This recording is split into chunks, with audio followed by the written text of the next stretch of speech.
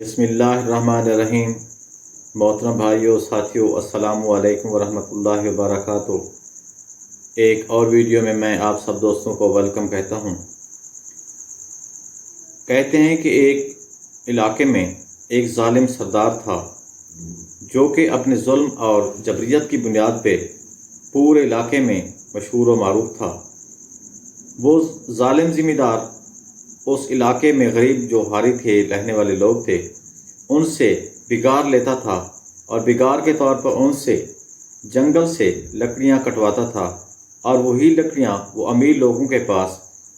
مہنگی داموں بیچ کر اپنی پیسے وغیرہ اکٹھے کرتا تھا، رقم اکٹھے کرتا تھا۔ ایک دفعہ اس علاقے میں ایک بزرگ آیا جس نے اس ظالم سردار کے رویے اور غریب لوگوں کی قسم پرسی کی زندگی کی حالت دیکھ کر اس نے اس ظالم سردار سے کہا کہ کیا تو سانپ ہے کہ جسے دیکھتا ہے ان کو ڈس لیتا ہے،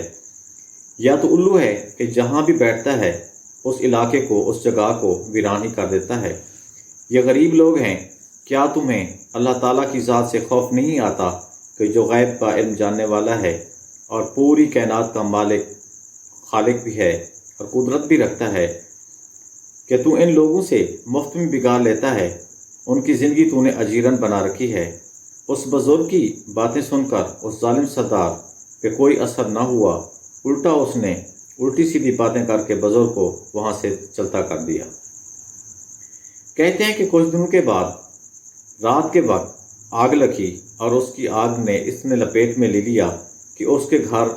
اس کے مکان، اس کی تمام جو چیزیں اکٹھے کر رکھی تھیں اس نے، وہ سب کی سب جل کر خاکستر ہو گئیں۔ صبح کے وقت جس وقت وہ پریشانی کے عالم میں، پشیمانی کے عالم میں، جو اپنے دوستوں کے ساتھ بیٹھا تھا اور ان سے اس بارے میں، آگ کے بارے میں بات کر رہا تھا، تو اچانک اتفاقاً اس بزرگ کا وہاں سے گزر ہوا تو اس نے سنا کہ وہ ظالم سردار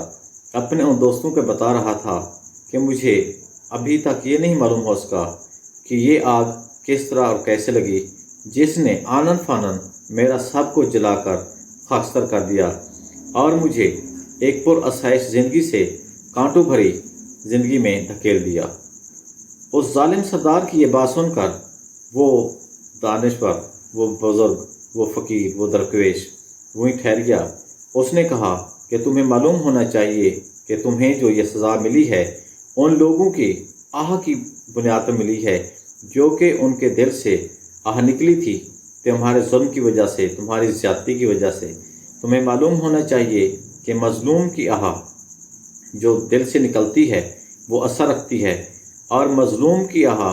عرش کو بھی ہلا دیتی ہے، اور اللہ تعالیٰ کسی مظلوم کی آہ کو، اس کی صدا کو رد نہیں فرماتے۔ شاید اسی وجہ سے، اسی مد نظر رکھتے ہوئے خواجہ غلام فرید رحمۃ اللہ علیہ کوٹ مٹھن والے نے بھی فرمایا تھا کہ زیر تھی زبر نہ بن، زیر تھی زبر نہ بن متا پیش آوی۔ اور اسی محل وقوع کے حوالے سے یہ بھی پڑھا تھا کسی وقت، کرو مہربانی اہل زمین پر، کرو مہربانی اہل زمین پر، خدا مہرباں ہوگا عرش بری پر۔ میرے دوستو بھائیوں، اس کہانی سے، اس واقعے سے ہمیں یہ درس ملتا ہے کہ ہمیں اپنی استطاعت کے مطابق، اپنی طاقت کے بل بوتے پر کسی بھی کمزور، کسی بھی ناتواں شخص پر کسی کے ساتھ زیادتی نہیں کرنی، کسی کے حق پہ ڈاکہ نہیں ڈالنا۔ جتنا ہو سکے ہم نے ایک دوسرے کے ساتھ تعاون کرنا ہے، ساتھ دینا ہے، اور ہر پل، ہر لمحہ اللہ تعالیٰ کی ذات سے ڈرنا ہے، اور اللہ تعالیٰ کی ذات کا خوف دل میں رکھ کر لوگوں کی خدمت کرنی ہے، کسی کے ساتھ زیادتی نہیں کرنی۔ اللہ تعالیٰ ہمیں اس پر عمل کرنے کی توفیق عطا فرمائے۔